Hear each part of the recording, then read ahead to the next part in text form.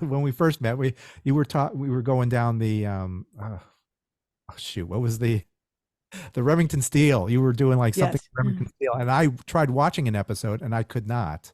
I couldn't Oh, even interesting. even the episode that I was in, with the marching band, Oh, that's right. or That's tied to right. the music episode where You they Yeah. know, jumped it's into the it. gym. And it was I just, I don't know, it was just kind of very cheesy to me and was tough for me to watch. I fully expected to have that reaction when we first started the podcast, and I first started going back and watching the shows that we covered, at least certainly the ones we've covered so far. But I was really surprised that I had the opposite reaction, that I thought that they held up much better than I remember, or than I expected them to. And I thoroughly enjoyed watching them. Obviously they're of a different time, and they're Right. of a different era to a certain extent, but still I was very pleasantly surprised when I went Maybe, back and watched them. So I'm sorry maybe you had that reaction. no, maybe it's just 'cause I dropped myself into this one episode. You had been fully engaged in the characters through the season. I just like, all right, I just want to see myself. Yeah. Did you see yourself? Did you find yourself in that I episode? yeah, I recognize myself just in the backgrounds, but Hmm. I was not a prominent character in that. That's Well, we're so impressed that you were there and you were in it and you were doing music clearly. So, you really, uh, kept it up. oh yeah. So, but what's interesting, and I think this is important, if you just drop into almost any 80s show without a lot of context, it is going to feel very different. The Mhm. world is so different, right? The amount of time that they spend on a payphone in It's a Living, it's plot and story points that there's a payphone in the Right. in their dressing room, basically in their backstage, as it were, and an employee lounge, and it's so odd, right? But I think the interesting thing is when the writing can still surprise you. Mhm. That's what really resonates with me, when you're like, oh, I think this is going this one way, and there's still some subtlety and real surprise in the writing. um and the things that are most interesting to me are sort of the relationships, and the discussions that Laura Holt and Remington Steele had over their relationship in the early part of the show, I thought were really actually held up.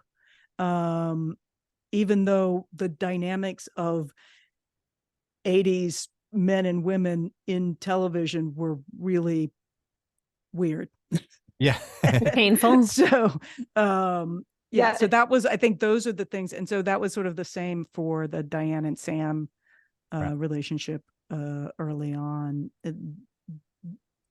And every time you thought, oh, this is about to go really poorly, it actually didn't usually. Now, I'm not saying always, but there was just a lot of kind of beauty in that writing. That writing team, a lot of them, Ken Levine and his writing partner were on Cheers, and they came from MASH.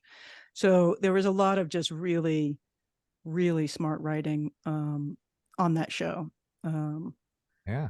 as Susan mentioned in Remington Steele, the relationship between Laura and Remington, they had some conversations that I don't think you would see between a man and a woman on television today.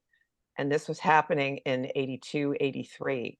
Like, Um, for eh, example, but where they well, obviously they're very attracted to each other. And he keeps going, well, how come, essentially kind of going, well, how come we're not sleeping together? And she's like, because I don't know who you are. And I'm not willing to take this relationship any further until I do. So, and it was very frank and very adult and very calm and very I was very impressed to see that in a show then. And I don't know that I've seen that conversation since in many of the shows that I've watched, most of the shows that I've watched. And when you have a relationship between a male and female character, or primary, because it's primarily that's what we've seen. I was and in Scarecrow, It's so interesting to follow that relationship between Mrs. King and Scarecrow as it develops over time, because through time, through the time of the show, she's constantly showing her competence and the fact that she does have something to offer. She's not just this bubble-headed housewife. And over time, it's almost like it flips, that she's now the person in charge of the relationship and not him. I did not remember that or expect that either. So there were some really interesting things happening then. And we could talk about, what's going on in Cagney and Lacey in terms of not just the Lacey relationship, but also the stories that they covered. And there's so much going on and so much nuance that I did not expect to find in a show from the 80s. And it's really been a revelation from that standpoint. I don't know that things have got, in some ways, I think we've regressed in a lot of these kinds of ways that characters interact with each other, but I was still just rather surprised to see it in those shows.